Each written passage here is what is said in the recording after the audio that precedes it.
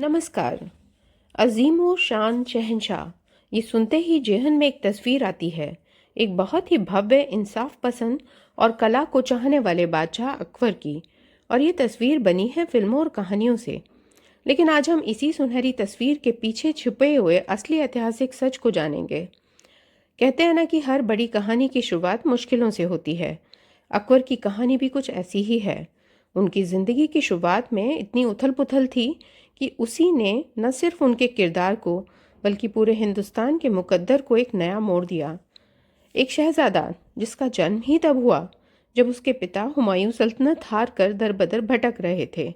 बचपन कभी यहाँ तो कभी वहाँ गुजरा, और फिर जैसे ही पिता ने दिल्ली वापस जीती, उनकी अचानक मृत्यु हो गई और बस एक बिखरता हुआ साम्राज्य एक छोटे से लड़के के कंधों पर आ गया। ऐसी थी अकबर की शुरुआत। उम्र कितनी थी? सिर्फ 13 साल। इस कच्ची उम्र में ऐसे साम्राज्य का ताज जो नाम का ही था, चारों तरफ से दुश्मन, एक ऐसी चुनौती थी जो लगभग नामुमकिन लग रही थी। तो सवाल ये उठता है कि आखिर इस नौजवान बादशाह ने किया क्या? कैसे न सिर्फ अपनी गद्दी बचाई बल्कि उसे एक बहुत बड़े मजबूत साम्राज्य में बदल दिया। तो जवाब छिपा है उनकी डबल स्ट्रेटेजी में। एक तरफ वो विजेता थे और एक तरफ कमाल के एडमिनिस्ट्रेटर। अगले करीब 20 सालों में अकबर ने एक के बाद एक फतह हासिल की। मालवा, गुजरात, बंगाल, यहाँ तक कि काबुल और कश्मीर भी। उन्होंने लड़ाइयों के जरिए मुगल साम्राज्य को तेजी से फैलाया और देखते ही देखते मध्य और उत्तर भारत के एक बहुत बड़े हिस्से पर उनका कंट्रोल हो गया। अकबर की असली ताकत सिर्फ तलवार नहीं थी। वो जानते थे कि दिमाग से भी काम लेना पड़ता है। उन्होंने डिप्लोमेसी का भी खूब इस्तेमाल किया, खास तौर पर राजपूतों के साथ। जैसे आमेर की राजकुमारी हरकाबाई से शादी।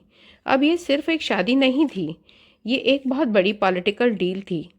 इस एक कदम से उन्होंने राजपूत घरानों को मुगल सल्तनत का एक बड़ा अहम हिस्सा बना लिया।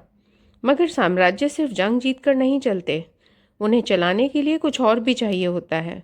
और अब हम अकबर के उस पहलू की बात करेंगे जो शायद उनकी जीतों से भी ज़्यादा ताकतवर था, और वो था शांति और सबको साथ लेकर चलने का नज़रिया। सुलह कुल, इसका मतलब है सबके लिए शांति।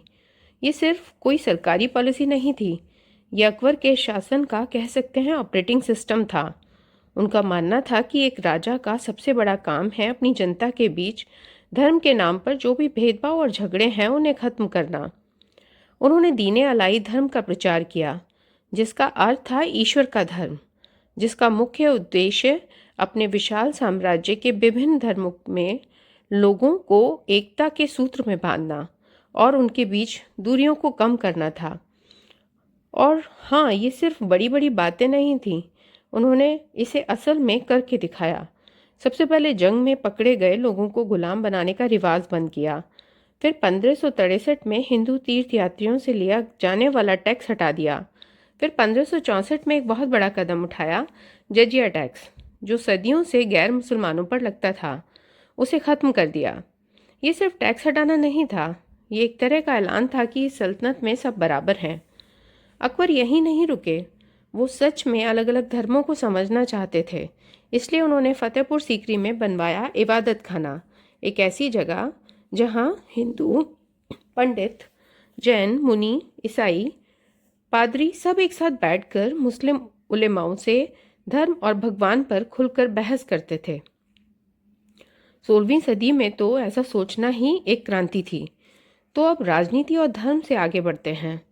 अकबर का असर सिर्फ यहीं तक नहीं था, उनके ज़माने में कला और साहित्य ने भी एक नई ऊंचाई छुई। पर सबसे दिलचस्प बात कि उनके दरबार की भाषा तो फारसी थी, लेकिन उन्हीं के दौर को कविता का गोल्डन एज यानी स्वर्ण युग कहा जाता है।